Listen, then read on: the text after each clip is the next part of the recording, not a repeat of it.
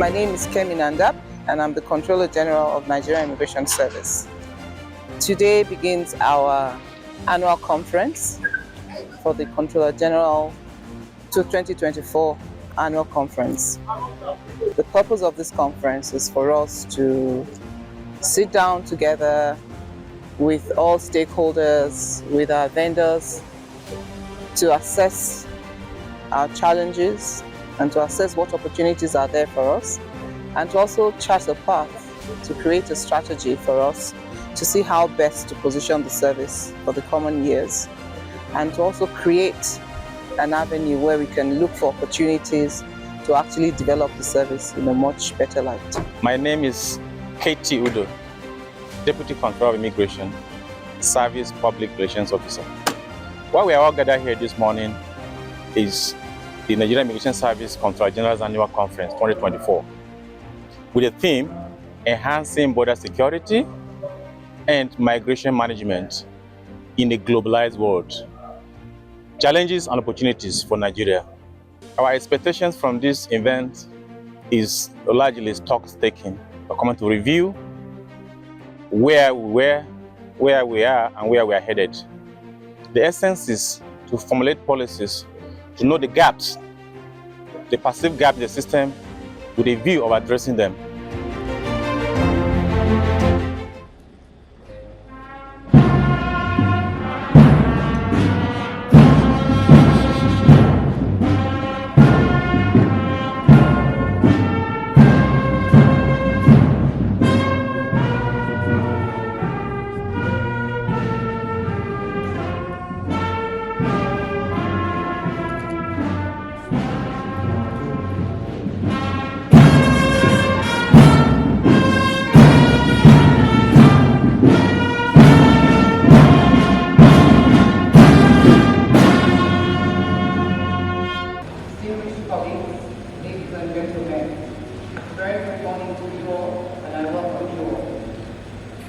First, let me start with an expression of gratitude to everyone.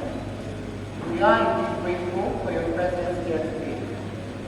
For this edition of the 2024 Comptroller General Annual Conference taking place in Jos, State, the home of peace and tourism.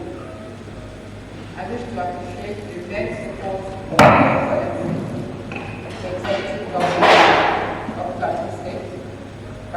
Executive Government and members of the State Executive Council for accepting to host and support this annual conference. The great hospitality we enjoy attests to the warmth and friendliness of the government and the people of Plateau State. I appreciate especially our current ministry, ably led by the Honorable Minister of the Interior, Honorable Dr. for finding time out of his busy schedule to be present here today. Recognition and gratitude goes to our stakeholders and partners in the gathering we're having today for honoring us with their presence, despite the short notice. We have a full agenda to accomplish in the coming days. We have designed this annual conference to exchange ideas, propose solutions, and also as a window of opportunity to improve border and migration management and governance in Nigeria. Hence, the theme of this conference focuses on enhancing border security and migration management in the globalized world, challenges and opportunities for Nigeria. We shall derive from these themes 3 key objectives. 1. To assess the current state and preparedness of the NIS in meeting its statutory mandate. 2. To identify emerging challenges and opportunities in border governance and migration management. And 3. To develop sustainable strategies to reposition the NIS towards enhancing national security and economic development. Our approach includes technical sessions comprising of scientific papers, syndicate group presentations, and a peer-to-peer learning exercise. The details of all these are contained in the program, and we do hope that our discussions will be interactive and innovative, and will also leverage on your expertise in providing solutions to these challenges so that we keep our borders secure, migration safe, orderly, and ready. We recognize the complexities of securing our borders, which spans over 4,000 kilometers with neighboring countries such as Benin, with 773 kilometers, Cameroon, with 1,690 kilometers, the Chad Republic, with 87 kilometers, and the Republic of Niger, with 1,497 kilometers. And of course, the Gulf of Guinea, with about 853 kilometers. NIS remains committed to leveraging technology, international cooperation, and capacity building to tackle these challenges. Our aim is to ensure the safety and security of Nigerians. I'm glad to be here today on behalf of the HGF, Senator Dr. Georgia Kume, fellow Nigerian Institute of Management, and COA. It is an honor and pleasure to be invited to this year's Comptroller General of Immigration Annual Conference, which brings together critical stakeholders in our nation's immigration sector with a view to sharing ideas on how to manage our immigration effectively towards border enhancement, governance, and security of our dearly beloved country, Nigeria. Let me begin by appreciating the tireless efforts of the Comptroller General of Immigration, officers and men of Nigerian Immigration Service, for making sure that our borders are kept safe and secure at all times. Please, keep up the good work. However, I need to charge the Comptroller General and all immigration stakeholders to come up with practical measures aimed at securing our nation's vast borders. Once our borders are protected, internal threats can easily be dealt with. So, the time for return is over. It is time for action. I bring warm greetings and felicitations from the National Security Advisor, Madam Ribadu, MNI, to the organizers and attendees of this auspicious gathering with the theme enhancing border security and migration management in a globalized world, challenges and opportunities in Nigeria. In today's interconnected world, international boundaries are no longer mere geographical boundaries. They have become complex interfaces that facilitate the exchange of goods, services, ideas, and culture. However, this increased connectivity also poses significant challenges to the national security, economic stability, and social cohesion.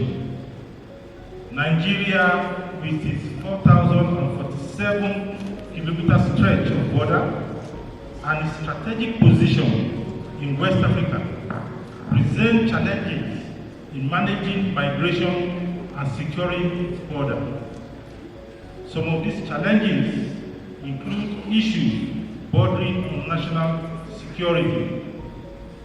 To mention a few: terrorism, banditry, smuggling of arms and light weapons, money laundering, counterfeiting, wildlife trafficking, human trafficking and smuggling in human migration, trafficking in illicit drugs, and corruption. The effects of these security challenges on national life, to say the least, on our national life, to say the least, are very colossal, ranging from very high crime indices and social disorder to economic downturn, political instability, and weak governance structure. It is based on this above fact that the National Security Advisor welcomes the idea of this conference as a right step in the right direction. I am Air Vice Marshal Precious Nnamdi Amadi, representing the Chief of Defense Staff, General C.G. Musa, CFR, on this occasion. So when I say I don't mean myself as Air Vice Marshal Amadi, I mean the CDS who I'm speaking for. And now I read. I'm delighted to be in your midst on the occasion of the Comptroller General's Annual Conference 2024. It is gratifying that with the prevailing security situation in our nation, the Armed Forces of Nigeria and the National Immigration Service and other security agencies are working together to ensure that our nation is secured with diverse security challenges bedeviling our society. I must say that the role of the National Immigration Service in promoting peace and harmony in our society remains very, very crucial. Looking back at the security situation in our country in the past 1 year or so, one is filled with a abiding sense of pride at the accomplishments of the Nigerian Immigration Service and its collaborative efforts in crime management and reduction in Nigeria. The service, no doubt, has been at the vanguard of the fight against cross-border crimes and other forms of criminality as seen in the country. As a testimony to your commitment and valor, Nigerian Immigration Service is on a daily basis successfully tackling internal security challenges, keeping our borders secure, and combating global transnational threats and crimes. I therefore wish to congratulate the Comptroller General of the Nigerian Immigration Service for her commitment to nation building and urge the service not to rest on its laurels. The importance of Nigerian Immigration Service as a principal border security agency in Nigeria is well acknowledged, as the service is responsible for securing our national borders generally. Therefore, the theme of this retreat and conference, which is enhancing border security and migration management in a globalized world, challenges and opportunities for Nigeria, is very apt and well thought out.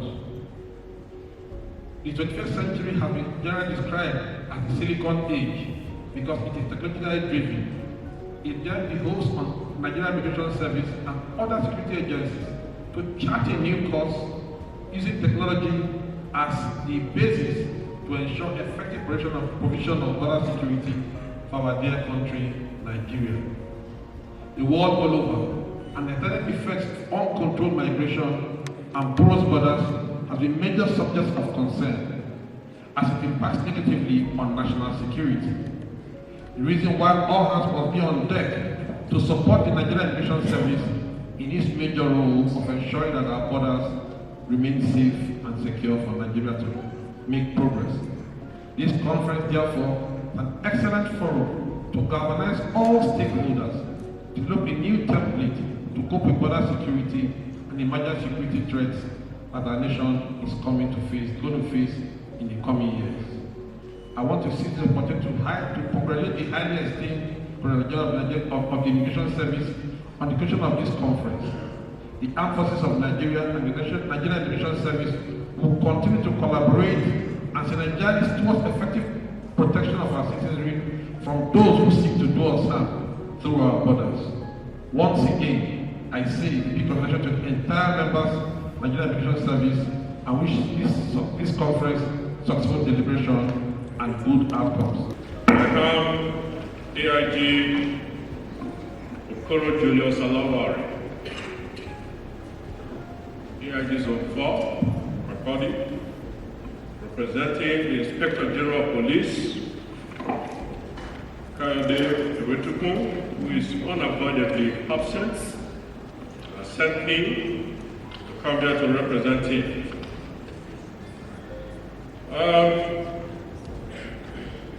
It is the goodwill of the Inspector General of Police that this annual conference will be a fruitful one and will bring to the enhancement and development of the security, national security.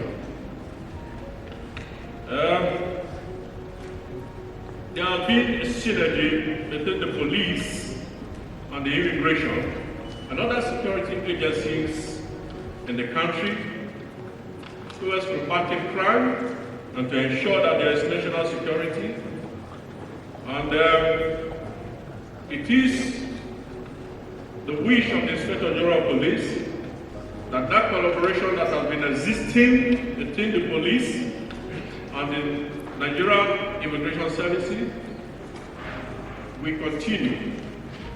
And there is the hope that heinous crimes that have been transcending our borders, such as money laundering, trafficking, border car robberies, and the rest of them, illegal immigrants that are coming into the country to commit havoc, will be checked, and the police will ever be ready, to collaborate with the Nigerian Immigration Services to put an halt such crimes that are transcending our borders.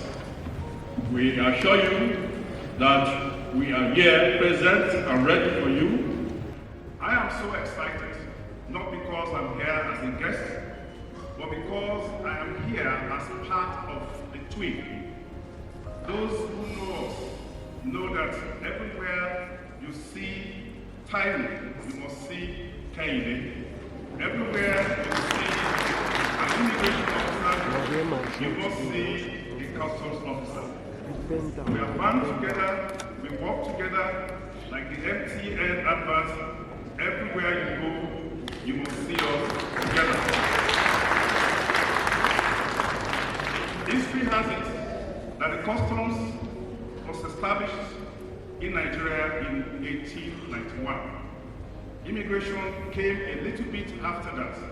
So to settle this, we say that customs is the senior brother in the twin arrangement.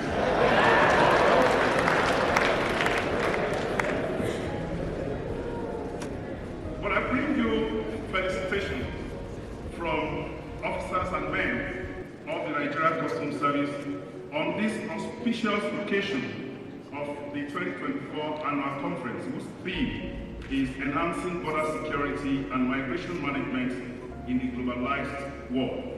This theme is not only timely, it is also very, very relevant to our current national discourse on security. Previous speakers have alluded to the importance of cooperation and collaboration in managing border security.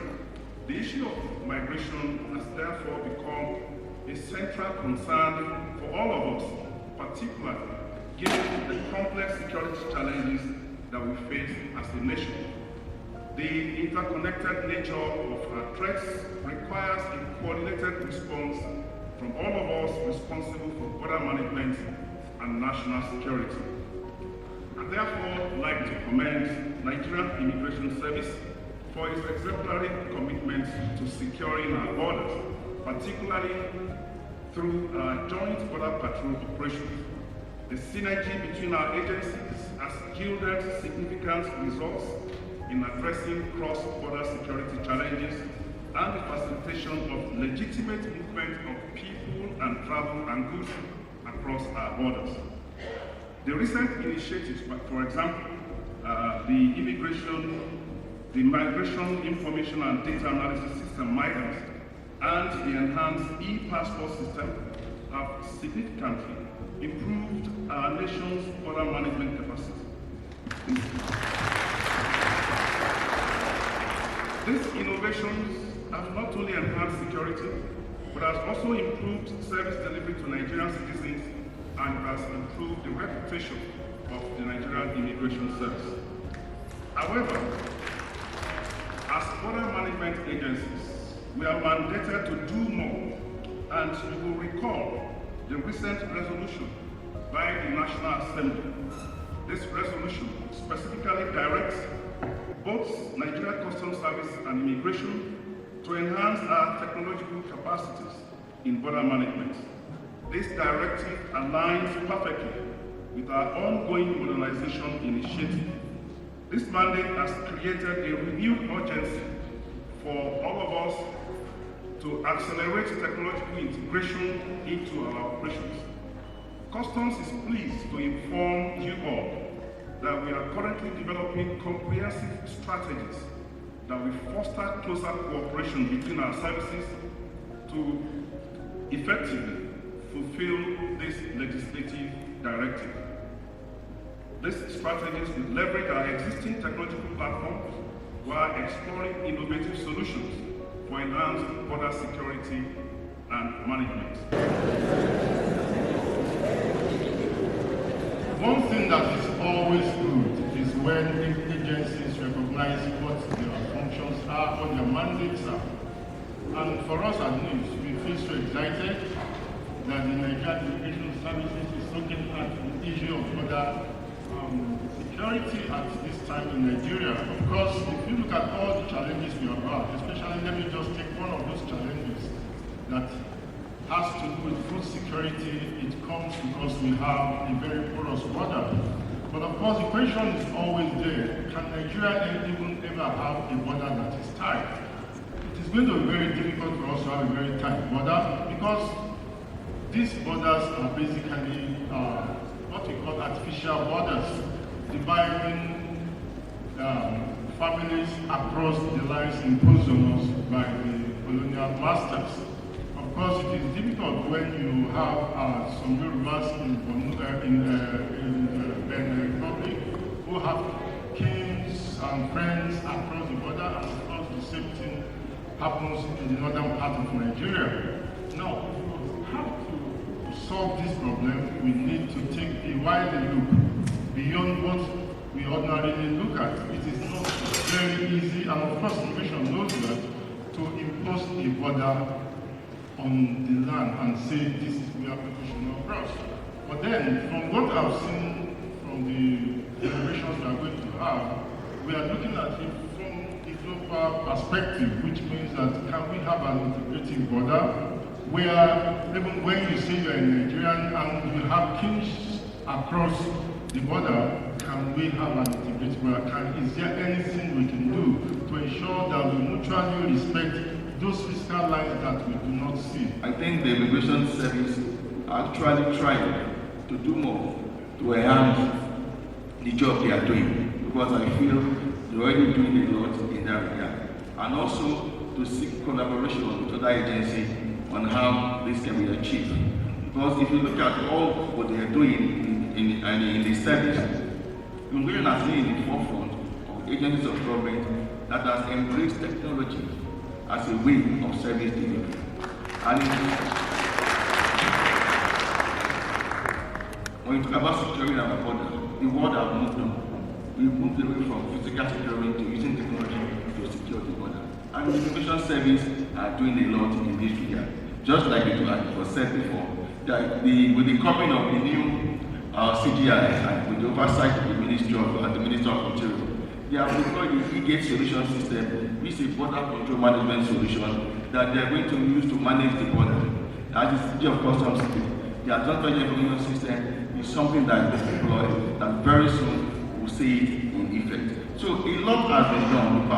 Our passport solution have been enhanced. Even the migration system is in place. So before now, I think the immigration are doing it, but we are gathered here today to seek way of collaborating with other agencies and improve on the service delivery they are already doing. And as the CG of Customs said, my own, he said, wherever you see Taye, you see Ken. Wherever you see immigration, you see Nigerian Customs Service.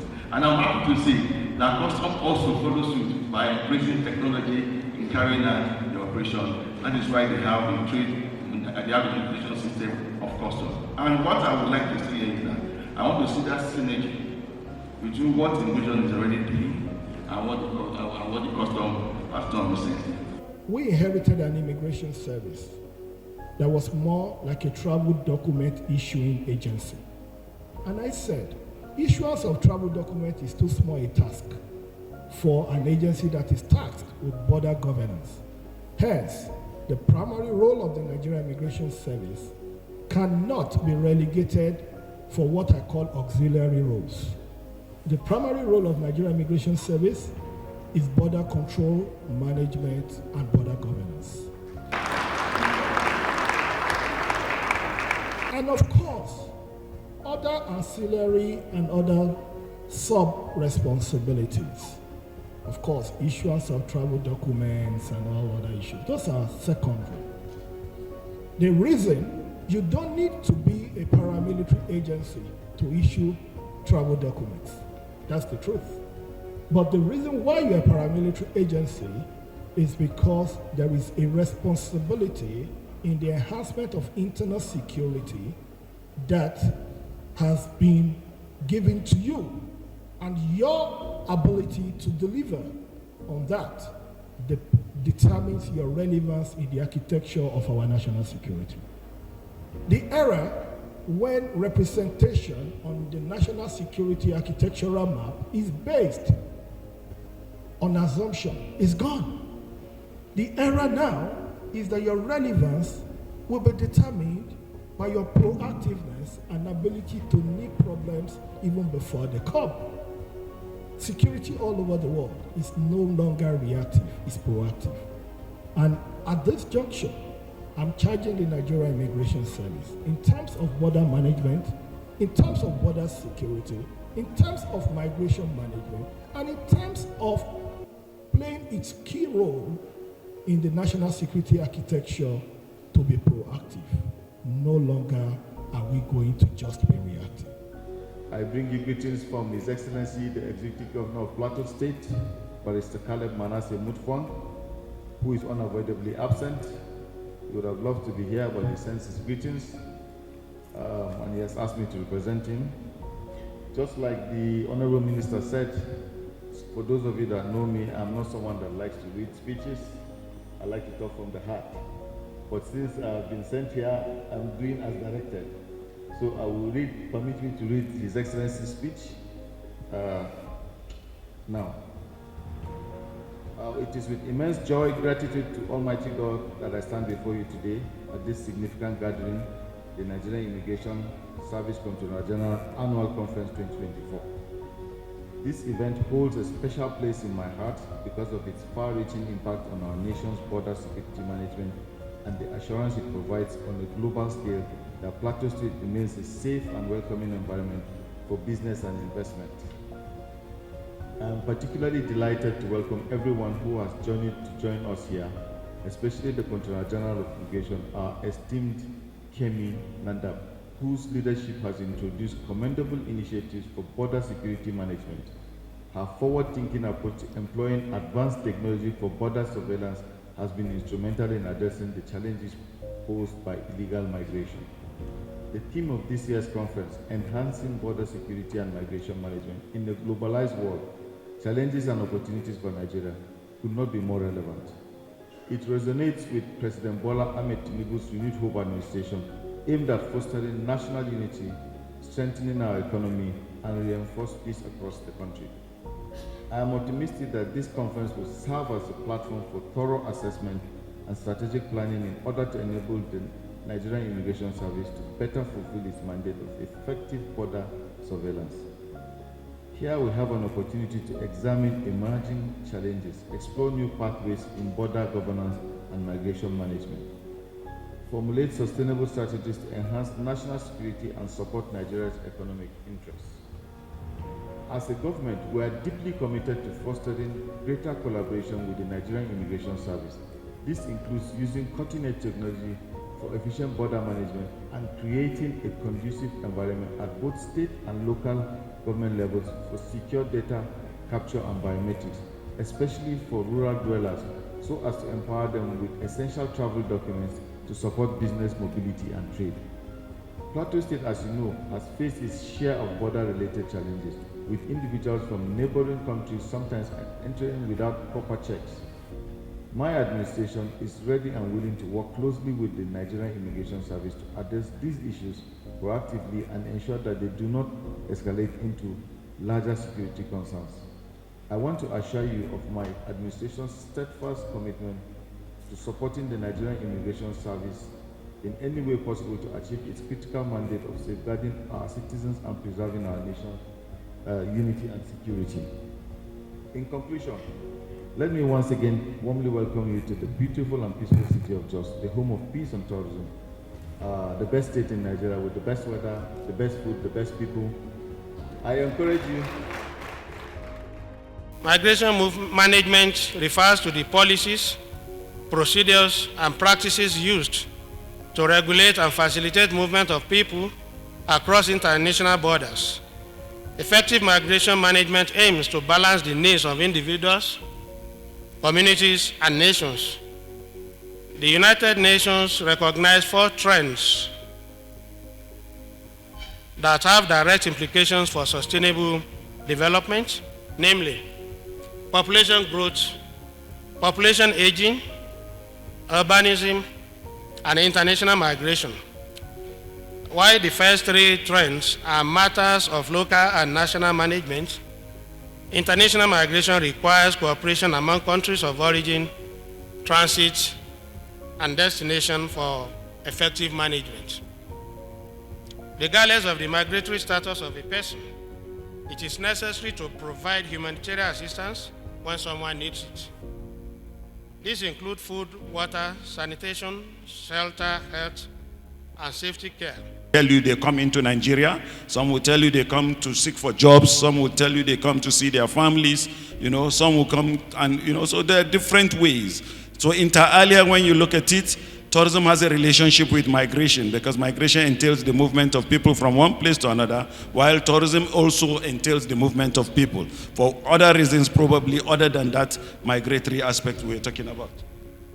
So there's a complex interaction between tourism and migration. Sometimes you hardly even differentiate what happens between a migrant, either worker or somebody who is coming for tourism, because some might even hide behind the facade of tourism and tell you they are here, to do one thing or the other. Later you see them seeking for jobs, seeking for opportunities, and what have you. So that thin line of difference is where we expect you as officials, to look into so that you could be able to differentiate and give a proper segmentation and meaning. So that when statistics is being taken, you could be able to give us statistics of who is a tourist and who is a migrant. Because these are 2 sets of people. One contributes to the economy while the other seeks to gain from the economy, isn't it? So that's why we need you to understand the differences between these 2, even though the thin line of difference is, sometimes not clearly seen.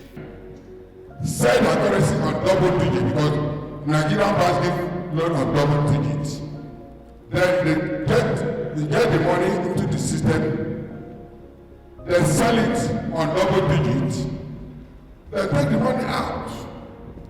Then we look actually in the recent, call them investors in Nigeria or the economic terrorists against our nation.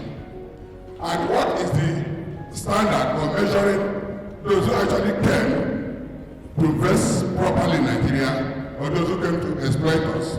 Because there's a common phenomenon in Nigeria. Once we see a white man coming as an investor, we celebrate them, we give them all the necessary facilities they want. But when it comes to Nigerians, we give a very stringent condition. Once all these policies are streamlined and has been implemented, I believe we will go a long way. However, we need to also strengthen what we call tourism education. Let people know that this is an industry that has come to stay. It's not something that we'll just talk about by the way. We thank you, the Federal Minister of Education has introduced tourism as a course of study to secondary school students now. That's one of the entrepreneurship courses. As I speak with you, those people were arrested in our detention facilities and our headquarters. The other one is also going to Belarus with counterfeit passports. So I'm just, first, as I said, just to corroborate the technological advancement we have made progress in immigration. They did a good job of the papers they presented. I would have loved that the government of Plateau State were here or represented, because the topic of tourism is a very important topic for Plateau State. And they should have been here to listen to what is being said. Sir, I think Oga Paradan read my mind. Why? Because we're talking about interagency collaboration. I will want you, sir, to take it to Malam Nur Ribadu. Is key, very, very key. Maybe there should be legislation on it. Because he's a living witness. He was my controller when something happened in Kano. Without the interagency collaboration, it's either of the two. Maybe by now I'm late or they mime me. I could have been maimed. But because of the interagency collaboration with the DSS and Oga Paradan, that time he was controller in Kano, they were able to tell me from one place to the other. I spent 6 months, I didn't sleep on my bed. We have no problem with policies and art in Nigeria. Our problem is not law. Our problem is not formulation of law. Our problem is implementation of law. Let's get that clear. Once we can implement our law, we have sufficient laws in Nigeria. In fact, we have more than enough law, more than enough policies to use. But the problem is always implementation. Most of them are not implemented. Some of them are not implementable. Well, we are here to learn, and we have to learn from each other. We are bound to correct ourselves. And something is missing on challenges of border patrol.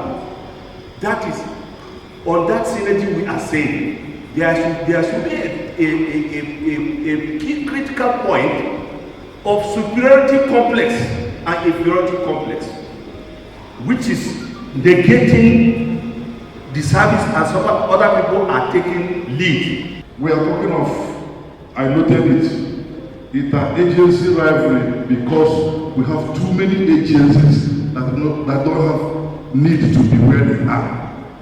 I was surprised when the Deputy Director for the Office of the National Security Advisor listed so many agencies, relevant and irrelevant agencies in strategic places. Our funds from the presidency for the border security. I was in the training school when the Honorable Minister made some comment. Because when he finished, I said, Honorable Minister, the city cannot deliver if you don't support her with the necessary tools to deliver. From experience that is being shared, I enjoy adequate information sharing and adequate cooperation and collaboration within the communities, NIS, and all other stakeholders in that area. I think it's a case study that NIS can adopt. My name is DCG IAM Haliru, MFR. The purpose of this conference is for us to reposition NIS, to see the service move to a greater height, and as a retired officer to contribute our quota to see how standard will be maintained in the service. Especially the way you look at the Comptroller General of Nigerian Immigration Service today, Kemi Nanda. She has worked in various places. She headed command. She worked in zonal office. She served in headquarters. So she's experienced. She's good to go. But there are certain things that they are lacking because of the past leaders. There are indisciplines that they left, and there are forums of actions of operation that we left. Our primary role in NIS is to police our national borders, just to patrol them effectively and efficiently. I am Deputy Comptroller General of Immigration, Dominic Obeta Asogwa, PhD. I retired last year from the NIS.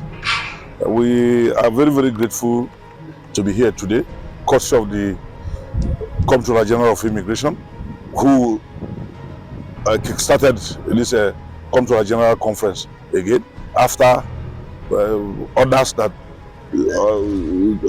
managed immigration before him stopped. We are grateful that we are coming together again to brainstorm on how to enhance the Nigerian Immigration Service, how to improve it generally. The discussion today is generally on how to improve Nigerian Immigration Service and also attract direct foreign investment, from visitors, how to enhance border security and also migration management. You heard three presenters came, one professor and another director from Office of the National Security Advisor, and a lecturer too, a very senior lecturer from Bauchi Polytechnic. All talked on strategies.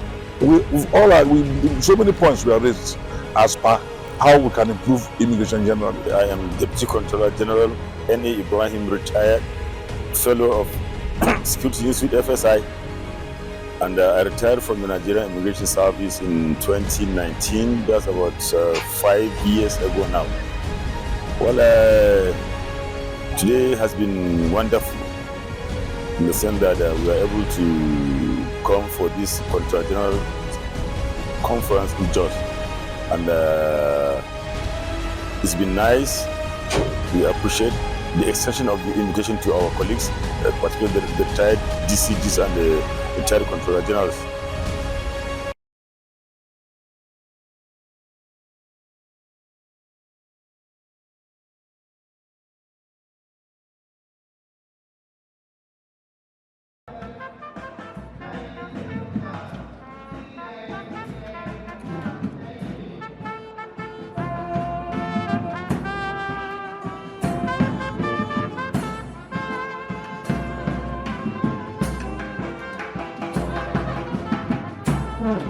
It's another beautiful day, and we're expecting that today will also be a successful story. And for the beautiful NIS band that has been entertaining us since yesterday, plays a beautiful round of applause. Thank you very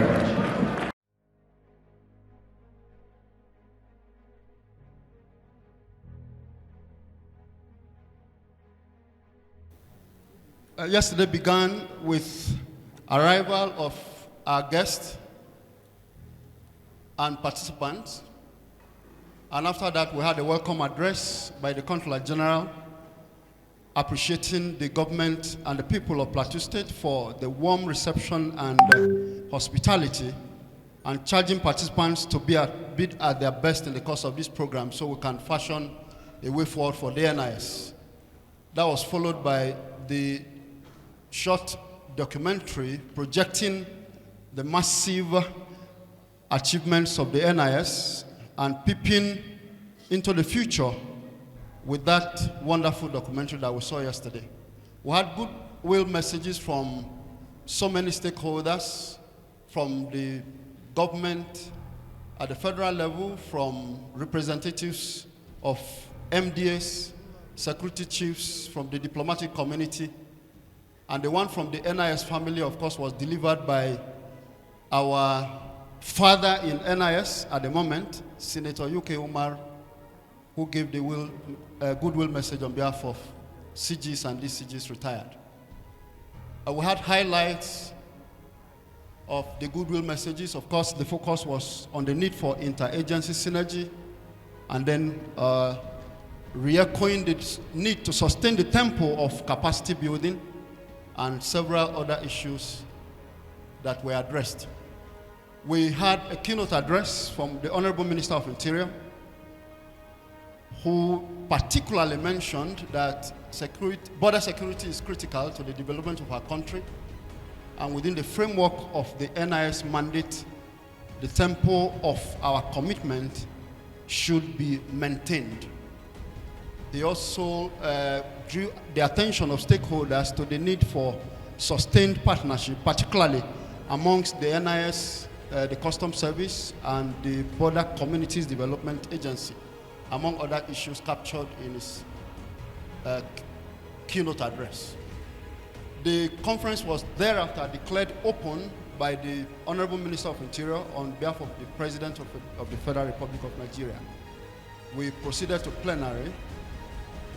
We had 3 papers presented by learned scholars. The first paper was on strengthening border governance and migration management through reinvigorated interagency synergy. That was done by Mr. A. Laro, a Deputy Director who took the paper in the stead of the National Coordinator of this Counter-Terrorism Center at the Office of the National Security Advisor. He reinforced the need for synergy amongst relevant stakeholders as we collectively work towards resolving issues around border governance.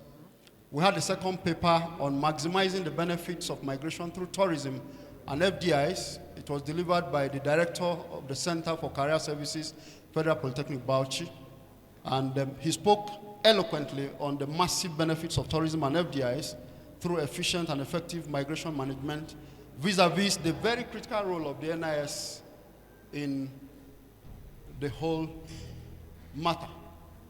We had a paper again delivered by Professor Elias Wahab on behalf of the DG NIPS on the topic Policy, Security, and Migration Governance in Nigeria.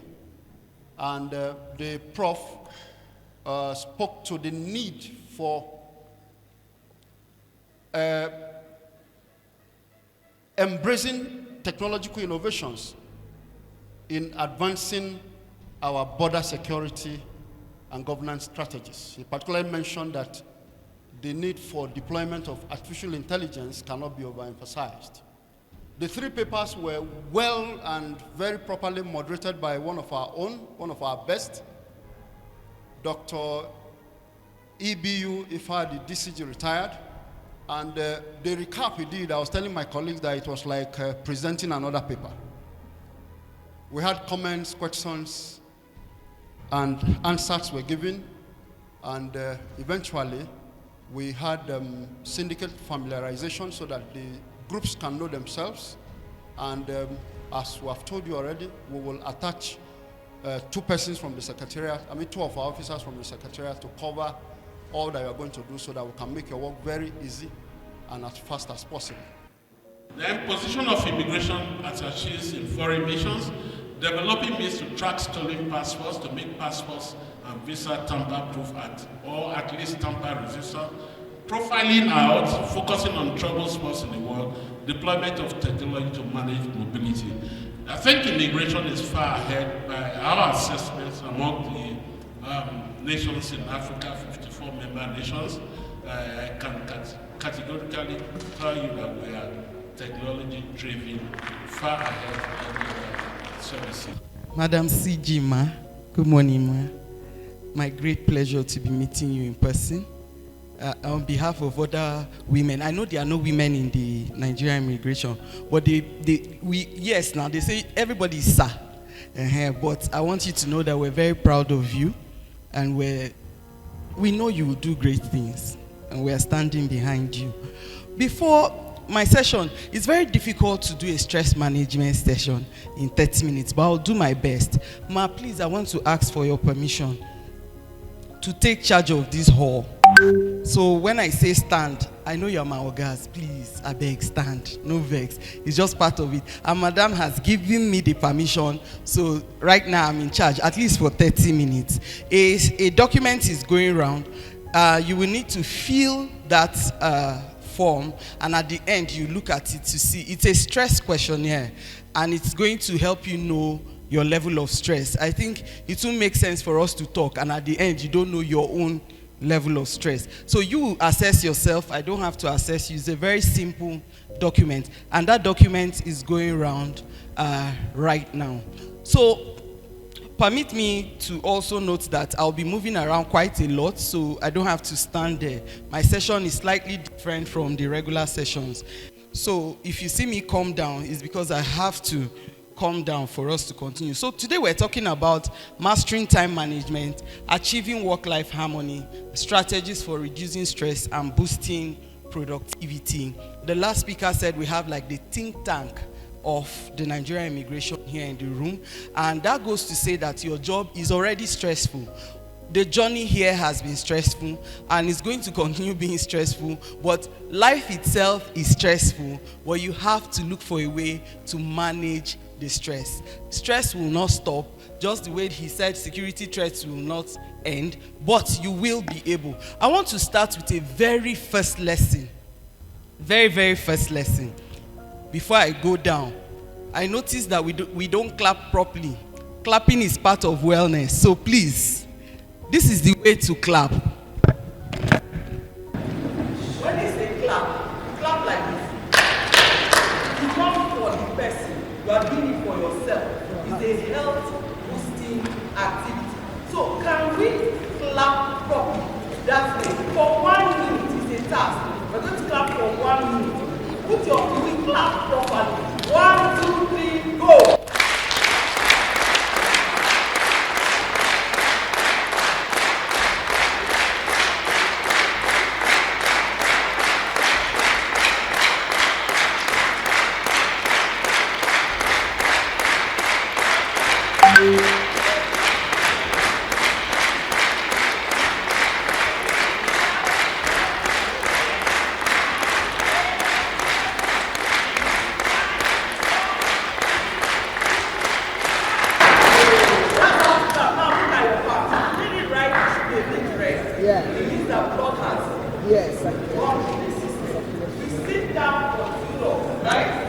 Anytime you are sitting down and you feel sleepy, you feel tired, you feel, just clap. I'm telling you, if you do it for even 10 seconds, the blood will flow through your system. It will wake you up. Is that okay? Looking at the identity theft, identity fraud is one of the emerging and pervasive security risk, which is really common. Fake documentations and identity theft, which has that capability to compromise Nigerian immigration system if it's not checked. Human trafficking, irregular migrations, overstaying of visitors, and weak data management enforcement. I also want us to look at the other risk as well. This is a cyber security risk. Let me commend the Nigerian Immigration Service, because I'm aware that they have done substantial migrations of solutions and digitalizations. My question goes to Dr. Willie. It seems the push out border strategy, is it only related to air travel? If not, how can we extend it to our border areas, especially the land border, in order to combat irregular migration? Then to our amiable stress facilitator. There was a time I visited an ENT doctor. He told me that the use of headphone and earpiece affects our eardrum and can even lead to death. But you are recommending it as a way to minimize the use of phone. My own is a form of advice. We know quite all right that our CGIs is trying all our best to ensure that we have the best. But I will still implore her to please assist us on the issue of welfare. What I mean is that this issue of pension, there is need for us to have a good pension scheme. It will affect all of us one day. After retirement, what comes to us is not, it doesn't worth it. They should please assist us to find lasting solution to that. Any speaker that comes and gives us lecture, when they talk about borders and so on and so forth, what I notice is that they talk about land and air border, but the sea border, you know, when they talk about it, they just glaze through it. They hardly really, you know, give us real insights in the sea border. So my question is this: we are talking about building digital skills and capabilities.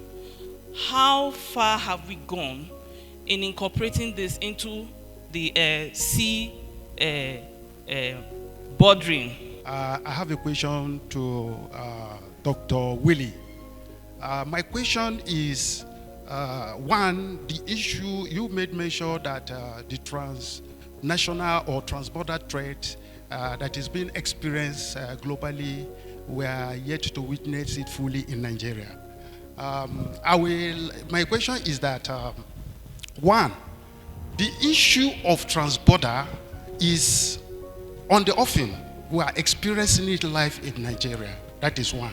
Two, Nigerian has a very complex border system, if you like, just replica of the American type of border.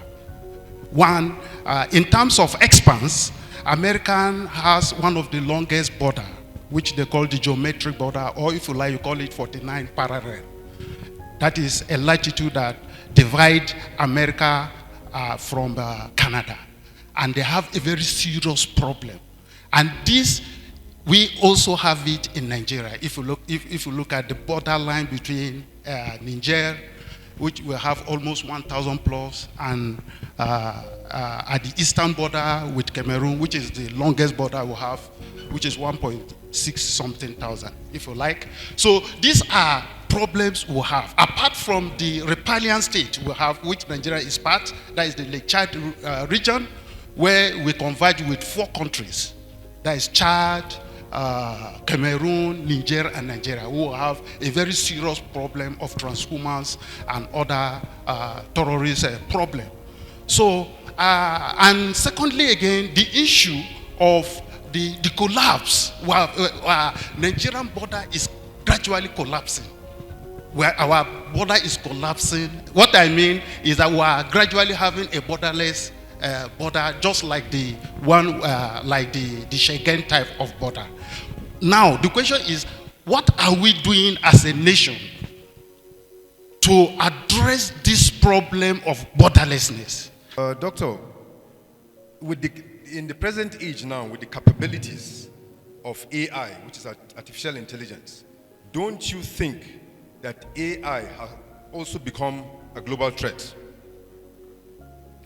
Then the question for Mrs. Dao. I mean, in the situation we are in this country today, no slight, but I'm thinking that stress management is just academics. When we face reality, I say it's just academics. Because when we want to face reality, especially in our country of today, stress management could be very, very difficult and challenging. So my question is, how do you watch stress levels when you have a lot of work to do and deadlines to meet? And especially when you have a leader who is very, very result-oriented and you're also on your toes. Morning, sir.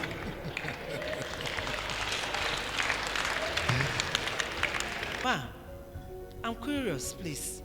How do you control your time if your schedule is dependent on another person? If that person is not time conscious and is probably your superior, by the time it comes to your schedule, maybe there is a lot of pressure on you already. You are thinking of how to face the hold-up to Nyanya.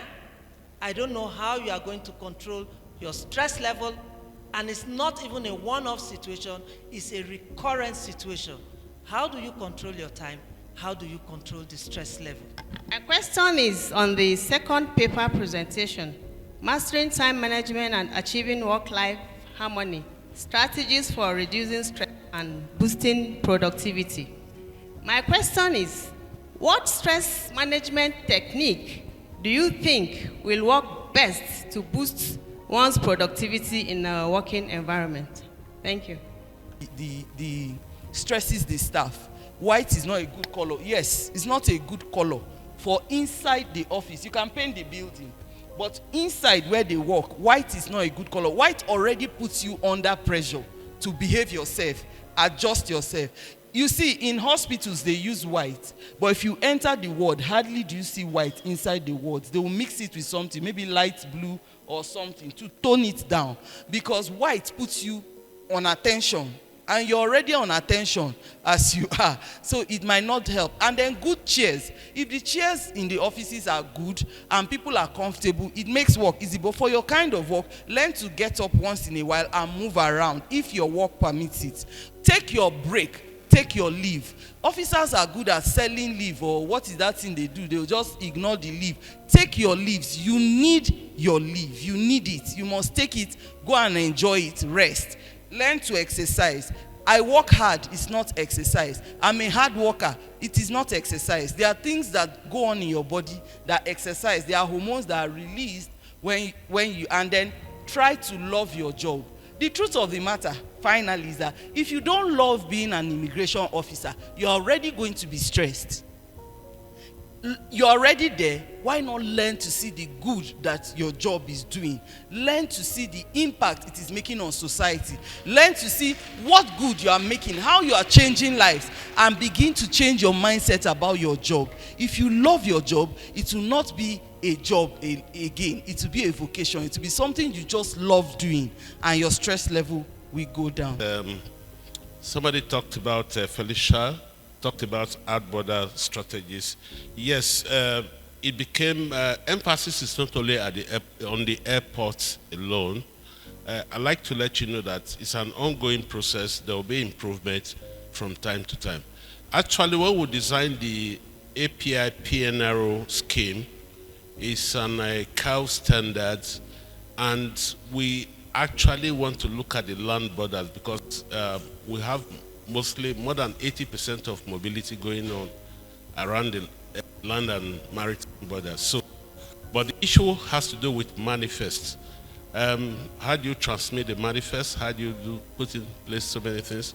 But I even now know that when we started with MIDAS, it was mainly focused in certain areas, but we now have handheld MIDAS in remote border locations. So technology is also driven by source of energy, so it's going to move gradually. And I think from what you heard yesterday, our CGI said he's putting emphasis on solar panels. So wherever you have solar panels and some of these facilities, you get those facilities there. Thank you all for coming. I'm sure everyone will agree with me that today has been a very interesting one. Very, very interesting, and we're able to shake our body. Most of you didn't do any exercise this morning, so at least that was a little. And with Dr. Iselebo, I mean, I don't need to say anything. He's always been there for us. He's a very good support. Thank you for your support. And to Dr. Olugbile, honestly, like Oga Paradan said, we should sit down and have a conversation with him. Like you said, we're just starting. We are just starting. And we still have a long way to go. But we are determined and we're committed. So I know that it's something we can do. So we will be leveraging on that, and we'll have a conversation with him, see how we can actually activate some of the things he talks about. Regarding the welfare that Ogadom talked about, trust me, that is it's in the pipeline. Like,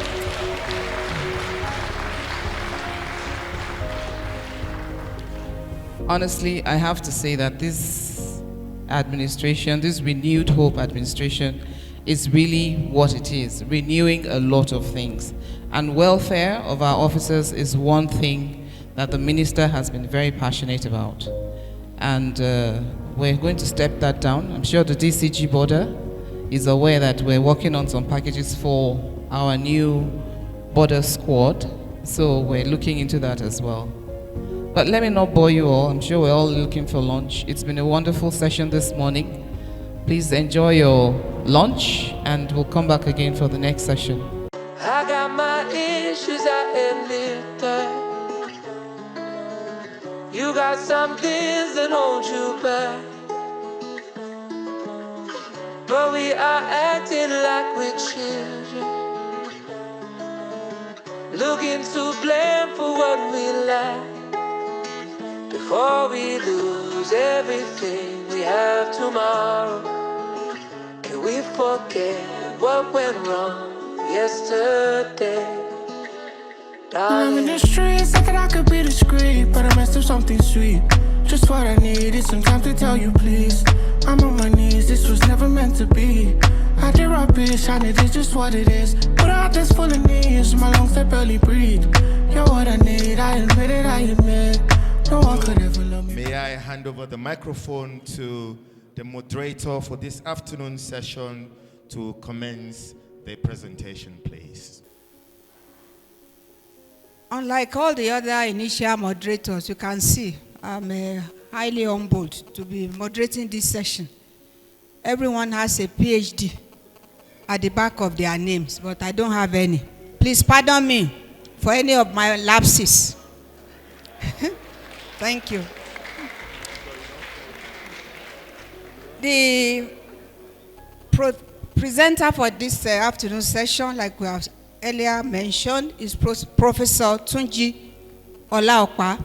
At the center of any good immigration system must be a structure with inbuilt capability to rapidly respond to regulatory changes and innovation. It must also be able to respond to the flow of immigrant demands from within the country and around the world, while at the same time providing self-reinforcing safeguard for national security.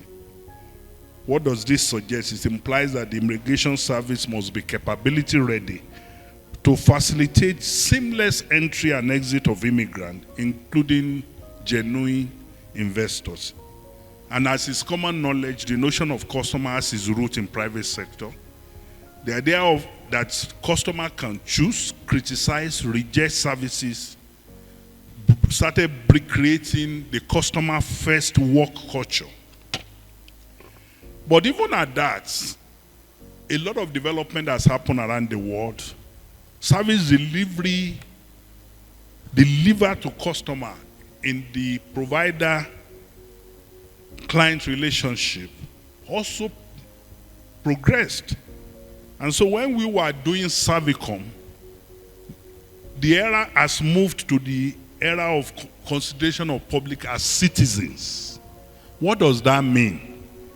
This is a service delivery approach in which citizen participation through the explicit and implicit expression of their needs by different means play essential role in service design and delivery approaches. Thank you once again, Professor, for your brilliant presentation on framework for ensuring that there is improved service delivery in NIS.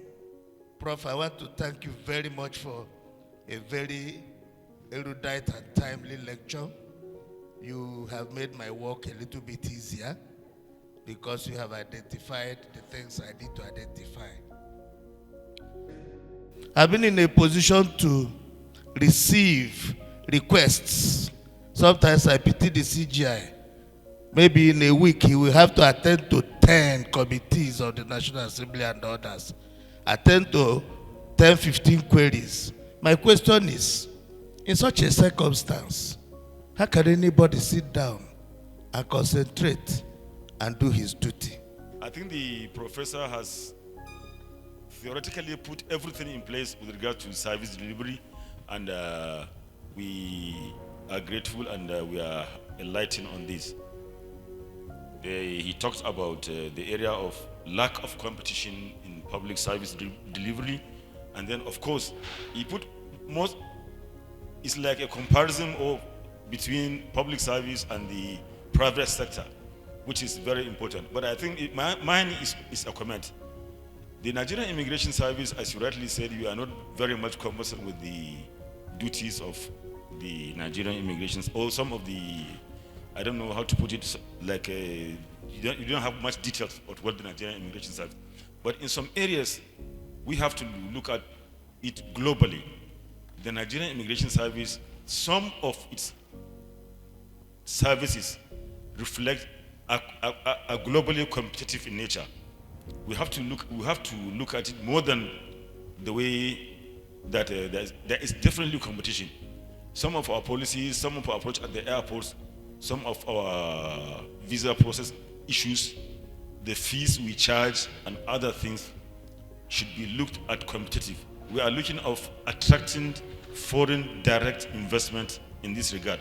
So if you don't look at it at that, from that perspective, you are compromising some other things. First of all, I appreciate you and I congratulated you. I participated in your presentation, which I saw is academically very good and up. But there are certain critical questions I would like to ask. Without policy, there is no roadmap. And without policy, you cannot even achieve anything. But unfortunately, policy in our governance, policies in our leadership, policies in our administration does not work because there is no continuity. The destiny is in your hand, and the way to go about it is to rethink the entire model of NIS into a strategic plan, a plan for like 10 years, the future of NIS. What's a strategic plan? As is, should be, and how. And that was what Ifueko Omuigi did at that time. She took over and saw that FIRS was chronically bureaucratic, whereas it's one of the goose that lays the golden egg and could be better managed. So she used her consultancy background to do a reprofiling. And first, I was director of program then in the Bureau of Public Service Reform. She made a presentation to us and to the steering committee chaired by Erufai at the time, and later Okonjo-Iweala. Of course, it helps when you have champions who can take up your case. So when she came up, she did a very beautiful analysis of what FIRS was contributing, just like NIS can. Prof, I didn't expect anything less. I know what you're capable of, so I've been a beneficiary of his substance. Let me just put it that way. But let me correct, the notion that some of you have. I was speaking with retired CGI's Paradan, and he said to me that maybe I've become a politician because of the way I was talking about the administration. But I'm not a politician. I'm not interested in politics. I'm just saying it as it is. This administration has been amazing. Regarding our revenue, the minister wrote a memo to the president, and the president graciously gave us an approval for us to get a substantial amount of what we're making. So, it has never been done. It has never happened in the history of NIS. This administration, I keep saying it, and I will continue to say it, that this administration, this renewed hope agenda, has found a place in NIS. It's not politics, it's just what it is. We have benefited a lot from this administration and will continue to benefit. What I was talking about is the minister took a memo to the president regarding our, the revenue we're generating, and the president graciously approved. So we're pulling a percentage, from what we're making. So we're in the process of working out the modalities. So very soon, at least, we'll will start benefiting. So that's for all of you to hear. So thank you very much. Your presentation has been wonderful. It's been a learning curve for all of us. We've learned a lot. I'm Professor Tunji Olaopa, the Chairman, Federal Civil Service Commission. I'm so delighted to be here. It's good to subject your system to critical review, especially at the level of service delivery and service improvement. And my sense is that the immigration service is really going to very, very great heights. They are doing really great, especially in the deployment of technology to change the face of migration management.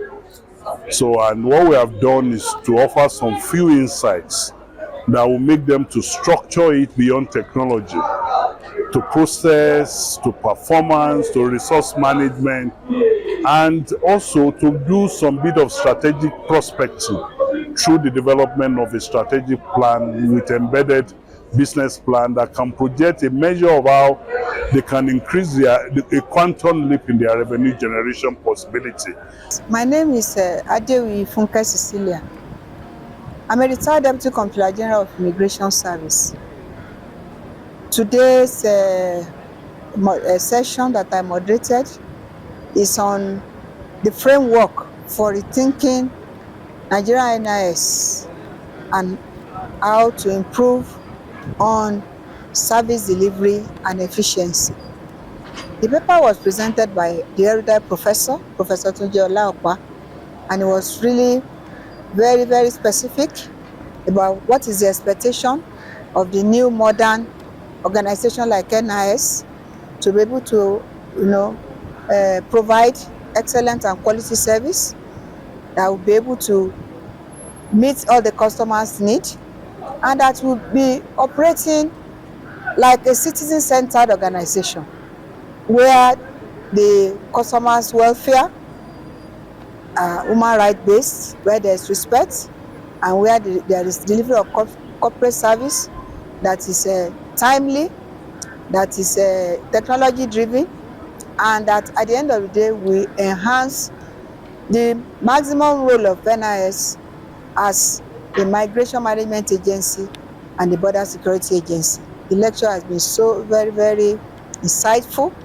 and very educative. And I believe that if the content of the lecture are,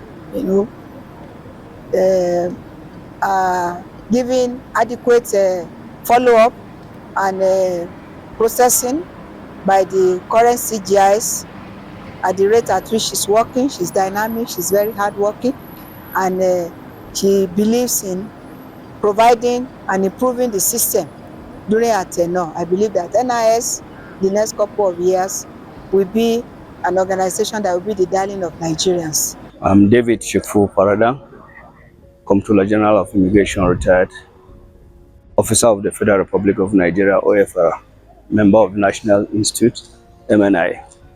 I worked in immigration service for well over 30 years and rose to the rank of a Comptroller General of Immigration. We have been in another fantastic annual conference of the CGI. This is a platform that has been carefully chosen for top management of the service, those who are at the top and those who are the management level getting ready to go to the top, to be able to look at current issues concerning migration governance and to be able to repass plans and strategies for immigration in the years to come. I have been here since the opening ceremony, and the Honorable Minister of Interior, who has been very supportive to the service and who has understood the dynamics of immigration and migration management, has actually supported the service to chart a new course. He's doing a fantastic job, both in terms of welfare, in terms of fashioning and taking advantage of current technologies to position immigration to be among the best of the best. The topics chosen for management to deliberate on, lectures that have been given, have also been well chosen to prepare the next management of immigration officers for providing best services to the Federal Republic of Nigeria in terms of facilitation and security. We are really preparing a generation of officers that are on top of their game. So this conference is a must attend. It's a conference that is well done. The quality of papers and the interaction has been marvelous.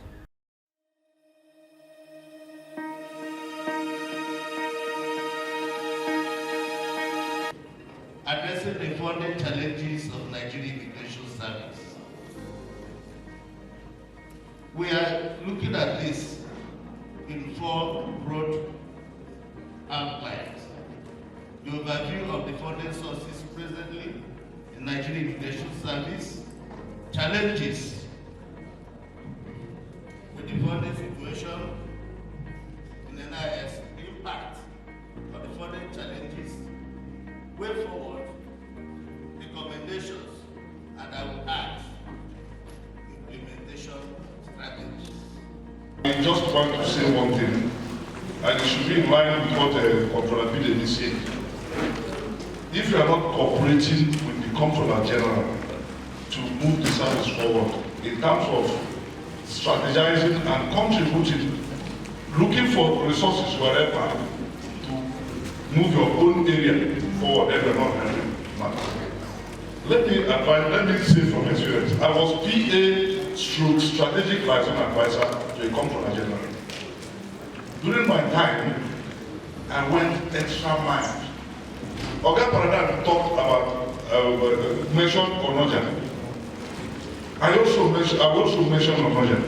Everybody should leverage on what is in that guy's, the strategies he used to help so many officers, so that people will now leverage on him to know that you have a role to play. Very much for everyone that has contributed, commented, made meaningful contribution to this syndicate session.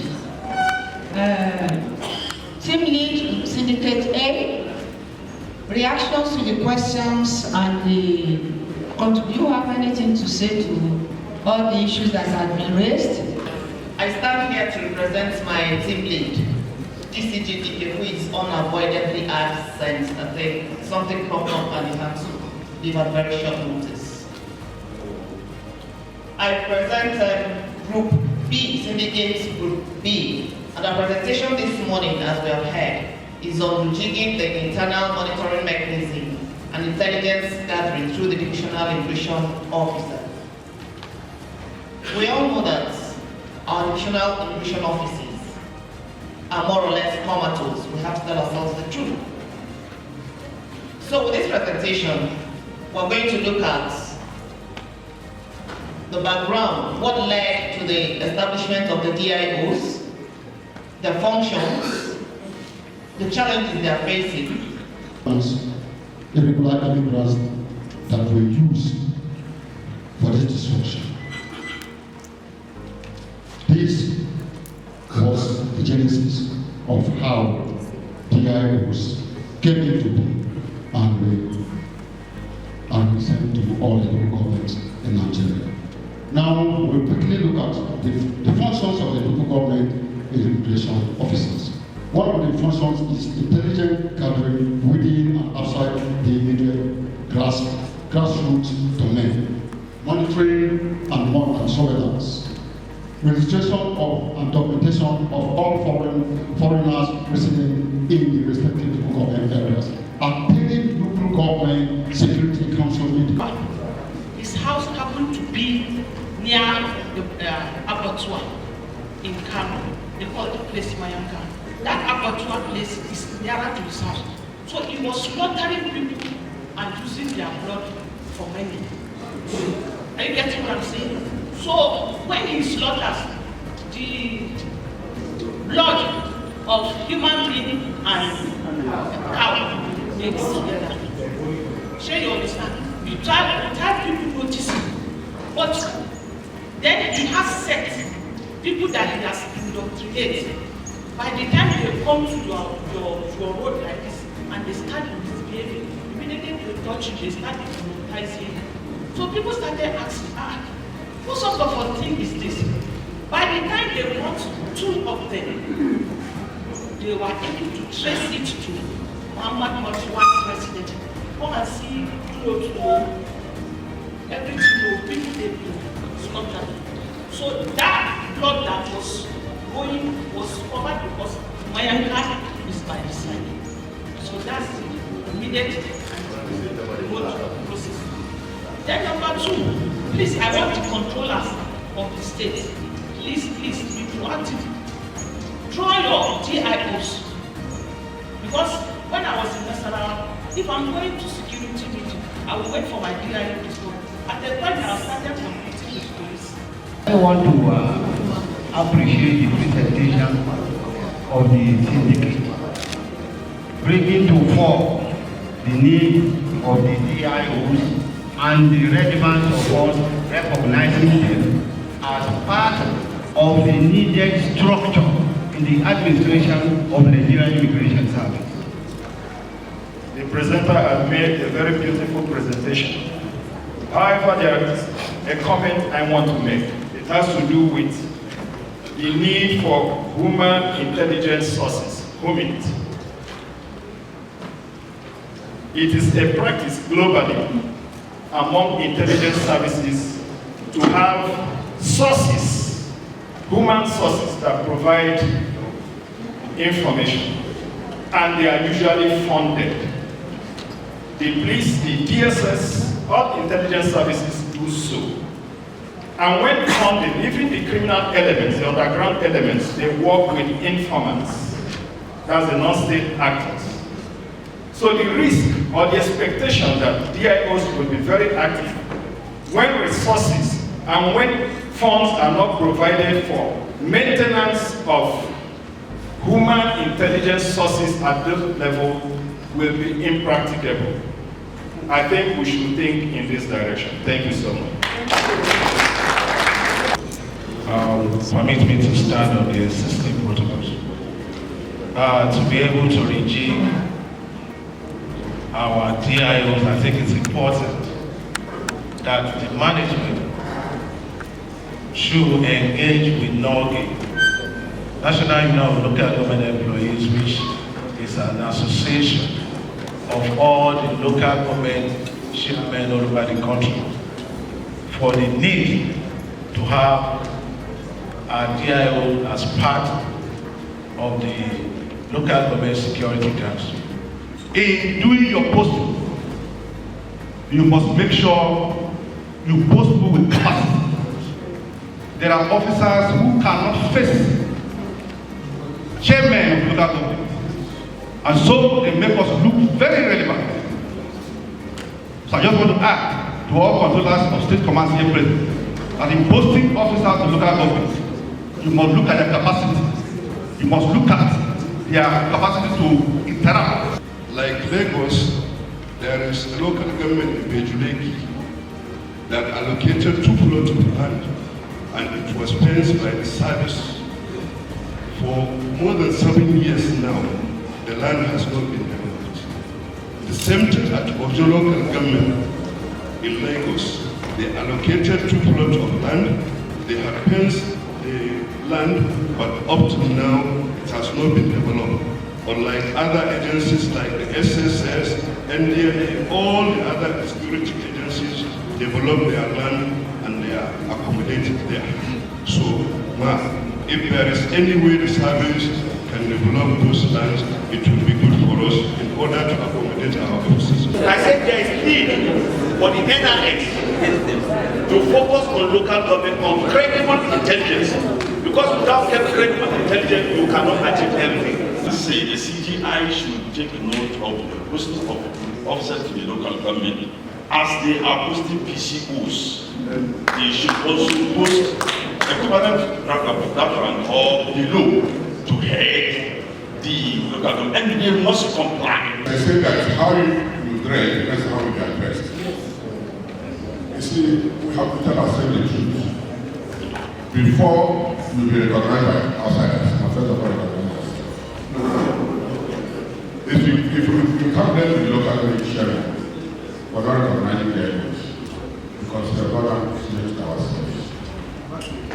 most local government immigration journals particular offices. And why is this so? When you go to our offices, the ones that have offices, you see a GMO using mark to flee. That's the student in the office, hanging his boxer. Big money. TSS has offices in all the local governments, except all local government of the federation. Why can NIS not be giving funding? CGIs, it is possible, it's doable. Because of the current state of insecurity. Insecurity and intelligence is local. And when your people are not properly accommodated, they don't have place to stay. Some of the local government offices where they stay, you see, roofs are dropping. The feedback is that the participation of most of the participants was very poor. Very poor. Yes. There was only 10, maximum 20% of participation in all the syndicates. That is serious indiscipline. If the DCGs here, who are supervisors of all the syndicates, should assess the performance of all of you here, many of you will fail. Because you did not even attend any of the sessions when we were preparing.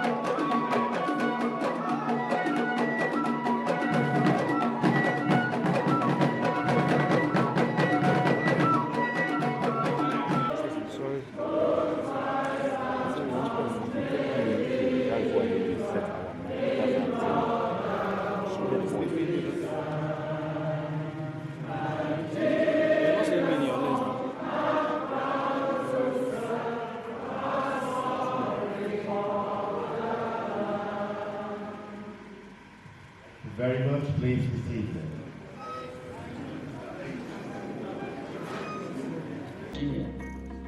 The three broad objectives include 1.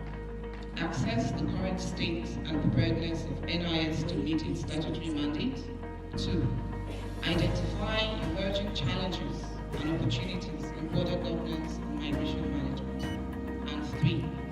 Develop sustainable strategies for positioning the NIS towards enhancing national security and economic interests. Conference methodology. The 3-day conference and technical sessions were conducted in plenary sessions, including syndicate groups, which were 4 of them, and presentations as well, and a peer-to-peer learning exercise. Extracts from proceedings identified the need to implement sustainable cross-cutting reforms that guarantee seamless service delivery. The Comptroller General of Immigration Service, Mrs. K.N. Nanda, PCC, MNI, Retired Comptroller General of Immigration Service, Mr. D.S. Paradam, Retired Deputy Comptroller Generals, Serving Deputy Comptroller Generals, Serving Assistant Comptroller Generals, Controllers of Immigration Service, all other conference participants, the Deputy Chief of Staff, the Chief Press Secretary, the protocols, members of the press, ladies and gentlemen, I greet us all in Jesus' name. It is with great honor that I stand before you as we come to the close of the Nigerian Immigration Comptroller General Annual Conference 2024, themed Enhancing Border Security and Immigration Management in a Globalized World. Challenges and opportunities for Nigeria. I am filled with gratitude for the insightful discussions, valuable contributions, and meaningful connections that have been made over the past few days. Throughout this conference, we have delved deep into the complexities of border security and immigration management in a world that is increasingly interconnected and interdependent. We have explored the challenges that Nigeria faces in safeguarding its borders, managing immigration flows, and addressing the diverse needs of migrants and refugees. We have realized that existing models in securing our borders is becoming obsolete, and it behoves of us as progressive thinkers to adopt and stay ahead of the curve. Our borders extend beyond land, sea, and air. Hence, we must prepare for the new frontier of the cyber space. As a government built on the mandate to lead change, we must therefore build models for tactical management of this digital border, ensuring our security and prosperity. It is evident from deliberations in this conference that the task ahead is formidable, but not insurmountable. The challenges we face are real, but so are the opportunities that lie before us. By working together, sharing knowledge and best practices, and fostering collaboration across borders, we can enhance our capacity to manage migrations effectively and ensure the security and well-being of our nation. I would like to express my heartfelt gratitude to all the speakers, panelists, and participants who have enriched this conference with their expertise, insights, and perspectives. Your dedication to the cause of border security and immigration management is truly commendable, and I am confident that the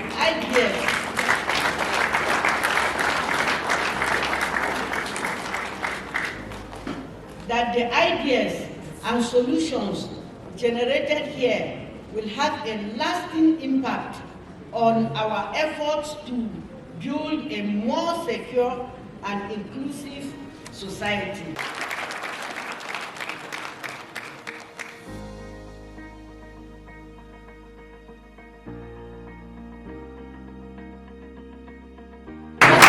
We all came here safely, and I know by the grace of Almighty God, we will get back safely. I want to thank our elders, our fathers, retired DCG, retired CG, retired acting CG, retired DCGs, and our well-wishers who've been here with us from the beginning of this conference.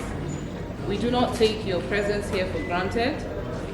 We know that you've dropped everything you have to do and you've been here with us, and you've been here with us fully. You have participated actively. Your input has been welcome. It's been enlightening, it's been enriching, it's been knowledgeable. Thank you very much for your contribution.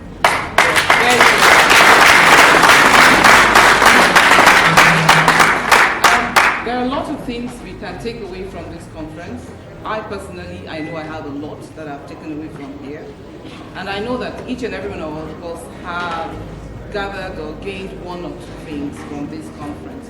Not just officially, but personally as well.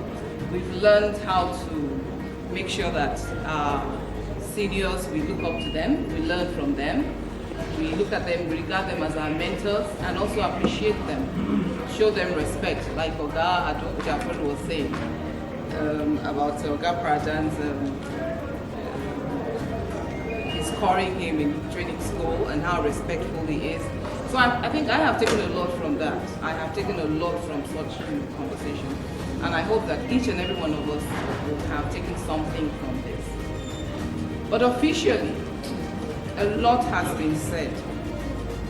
And I expect no more from any one of you. I expect a lot from you as well. The least person here is a controller.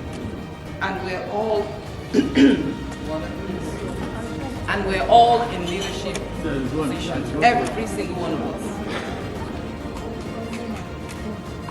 As a controller, you have, either you're in a command or you have a formation you're heading, or you have a unit you're heading. So you have people that you can mentor, you have people that you can lead. So I urge you all, as you go back to your various commands or your various units, thank you.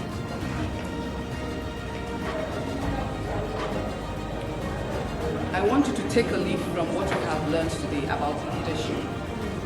You must take ownership. Timidity or being timid or being, cowardly should not come to play at all. Once you're a leader, a lot of things are expected of you. That means you have a followership. You have people to lead. So I want you all to go back to your various places of duty and make sure you do that. You lead, you provide leadership wherever you are. And that means you must instill professionalism. You must instill discipline. And wherever I go to, everyone is always saying, oh, there's a lot of indiscipline in NIS. I beg to disagree. I beg to disagree. I just believe that a lot of them have not found good leadership. That is how I look at it. Because if you have a leader, you're leading.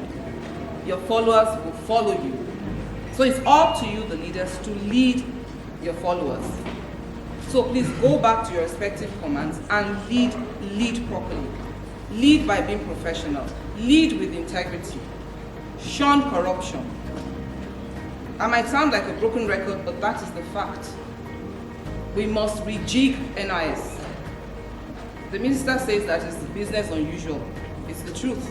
We can't keep doing the same thing over again and expect different results. It's not possible.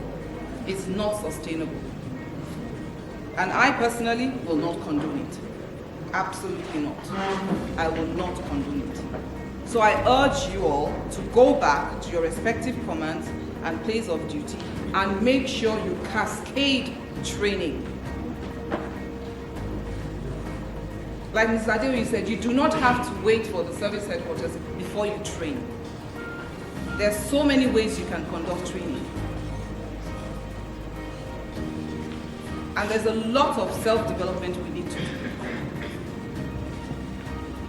So please, I hope that each and every one of you has actually taken something away from this conference. Not just officially, but your personal life as well. In terms of how do you develop yourself? How do you acquire knowledge? It's not enough for you to just say, oh, the service has not trained you, and so, well, it's not your problem. Trust me, it is your problem. Because you'll become a liability. The only thing that's constant in life is change. And everything is changing. I personally, if I don't learn something a day, I don't believe I've been productive that day. So you must constantly improve yourself. And these things are very easy. You can go online. You have GP chat. There's so many ways you can learn. Please improve upon yourself. It doesn't cost anything. It's very appalling when some people will stand before you and cannot even express themselves, and they're controllers. It's sad, but it shouldn't be that way. It should not. So I beg you, please go back and make sure that you do something. Discipline, that is not negotiable. Professionalism, you must. You must provide leadership.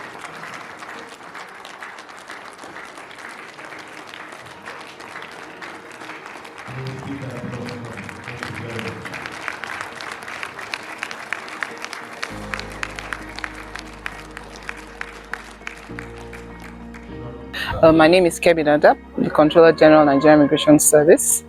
We just ended the annual conference, the 6th one. That's the 6th annual conference of the Comptroller General. And we've been here for 3 days now. We started on the 30th of November. We ended today, the 2nd. It was a very wonderful experience. So we had resource persons from different areas of specialization.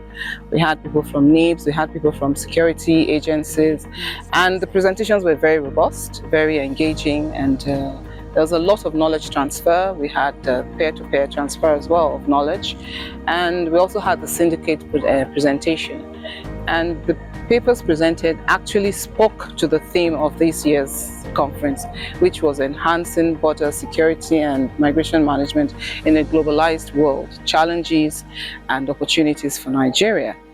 So the essence of this conference is actually, I can say 3 things, 3 objectives. First of all, is for us to assess currently where NIS is, what is our strength presently. And then secondly, of course, to look for what opportunities are there do we have, what are the challenges we have. And then thirdly, is for us to come up with strategies, with an actionable roadmap, to actually take NIS to another level, to the next level in terms of performance, in terms of activities, in terms of border governance. And what that does, what we've come up with in terms of the communique, once it's implemented, once it becomes a policy document or a policy framework, it will go a long way in actually contributing to the socio-economic development in this administration, this President Bola Ahmed Tinubu Renewed Hope Agenda administration.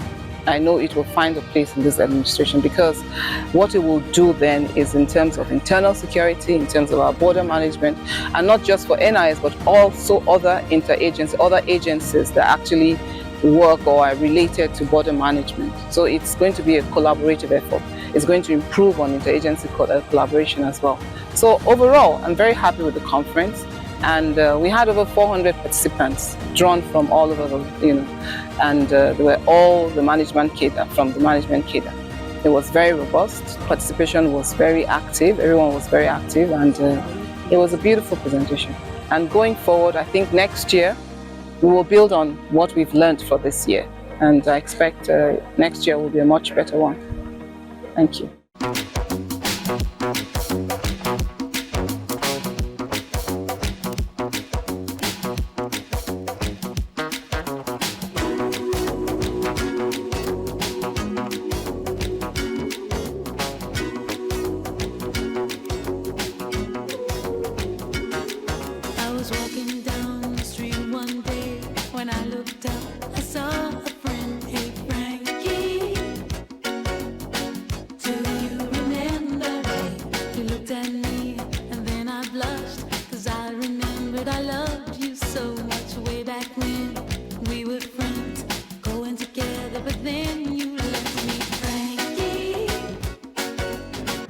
The representative of the Comptroller General of the Nigerian Immigration Service who is here.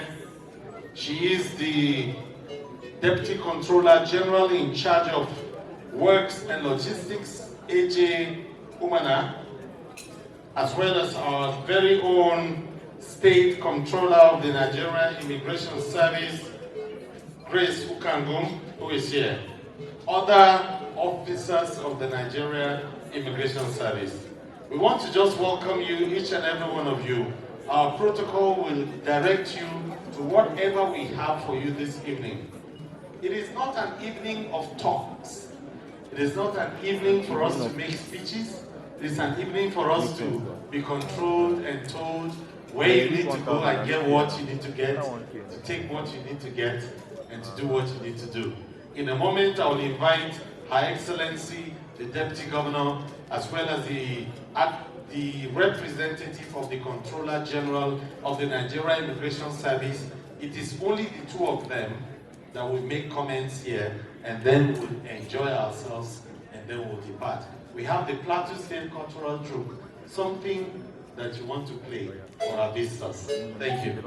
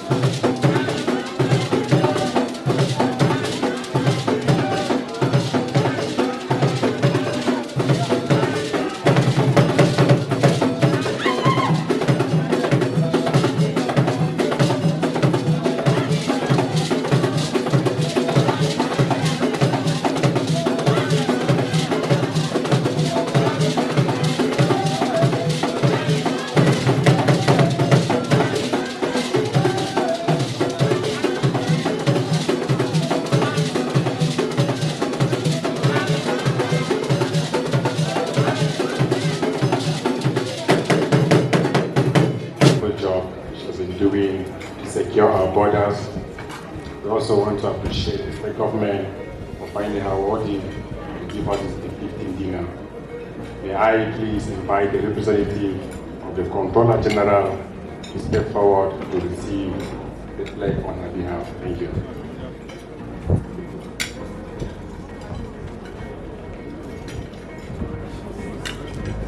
Please, can we put our hands together for her?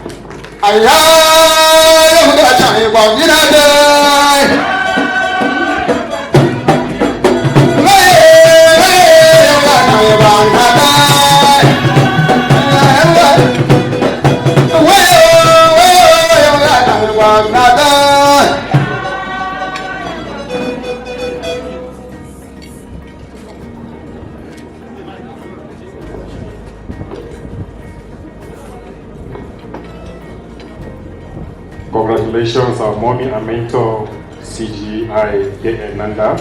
on your well-deserved appointment as the Comptroller General of Immigration by His Excellency President Bola Ahmed Tinubu, GCFR, by Rock Youth Association.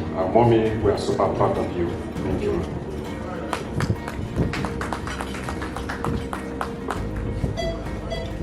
On behalf of my amiable Comptroller General, your daughter, our pride.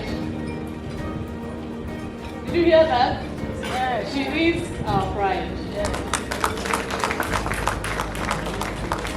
Madam Kemi Nana Nandab, and receive this congratulatory plate. Thank you so much. That's the home much given, much required. I assure you, on our behalf, more will be done to make it happen. His Excellency, the Executive Governor of the Plateau State, Barrister Caleb Mutfwang, here represented by the Deputy Governor, whom God is to be here. Oh my God, colleagues, senior colleagues, retired, serving, Nigerian Immigration Service and sister agencies here present, members of the State Executive Council here present, distinguished ladies and gentlemen, good evening. On behalf of the Comptroller General of Nigerian Immigration Service, Madam Kemi Nana Nanda, your daughter, your wife, our pride, I'll say again, the one with whom we are so pleased, our leader. I want to thank so very much the government and the people of Plateau State. You not only opened your doors wide unto us, you opened your arms even wider. You provided an enabling environment for us to hold this annual Comptroller General's Conference. I must assure His Excellency that so much was achieved in these few days that we were here. The Nigerian Immigration Service, because of this gathering here on the plateau, the service will become better. I am sure we have already that mindset, whatever all we need, for a more functional, more productive, more efficient Nigerian Immigration Service. We have already, taken it in, and it's all because of the enabling environment, the beauty, the hospitality, the fruitfulness. The first time I came to Jos was my undergraduate days, my botany class. We came on an excursion, and that was the first time I ate watermelon on Shere Hills. Jos remains fruitful. The Plateau remains fruitful even up to today. And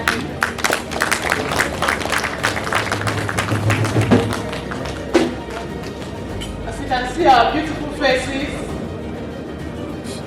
it was a fruitful time here.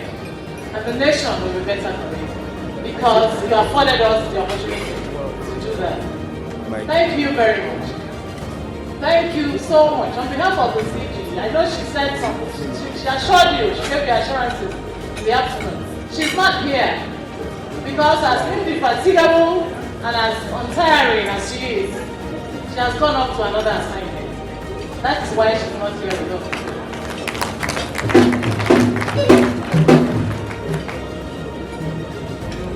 I pray for the Comptroller General of Immigration Service, Mrs. K.M. Nanda, ably represented by DCG AG Umana, the Deputy Comptroller General, both serving and retired, members of the State Executive Council, members of the State Security Council, and other heads of paramilitary organizations, the Assistant Comptroller General of Immigration present, the Comptroller of Immigration from various states, very senior officers and participants of the Noble Conference, special advisors, Deputy Chief of Staff and other senior government officers, invited guests, members of the press, ladies and gentlemen. On behalf of His Excellency, the Executive Governor of Plateau State, Barrister Caleb Manasseh Mutfang, the government of Plateau State, and the good people of Plateau State, we want to sincerely appreciate the Nigerian Immigration Service for the few days that you have spent on the plateau. There's a proverb in Hausa that says,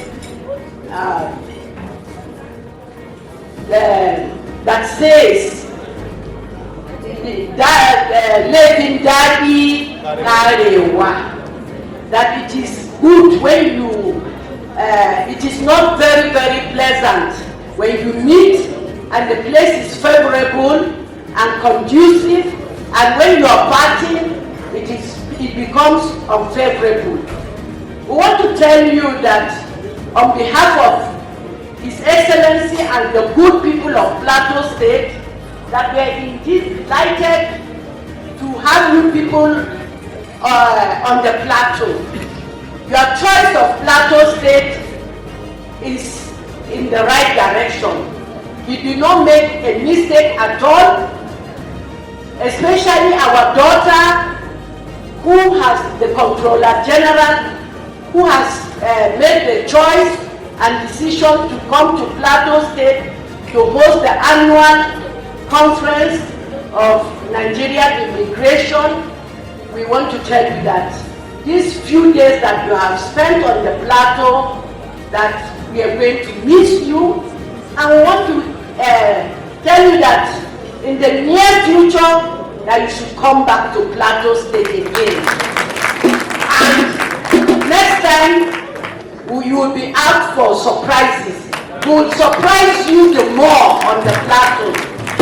We want to appreciate you for coming, and we wish you the best of luck. And we wish you journey mercy back to your various destinations. Sit back, relax, and enjoy your meals, the delicacies that are before you. We have even shown you, even our cultural troupe have given you the best that we have. We have also given you the best that we have on the plateau. If you want, we have the best fruits and the best food in Nigeria. So please, I want to urge you that you should not go back tomorrow, but wait till Monday, shop for yourselves, and then you will enjoy what you have got from Plateau. Thank you. May God bless you all. Enjoy your trip. Enjoy a safe ride back to your various destinations. Thank you.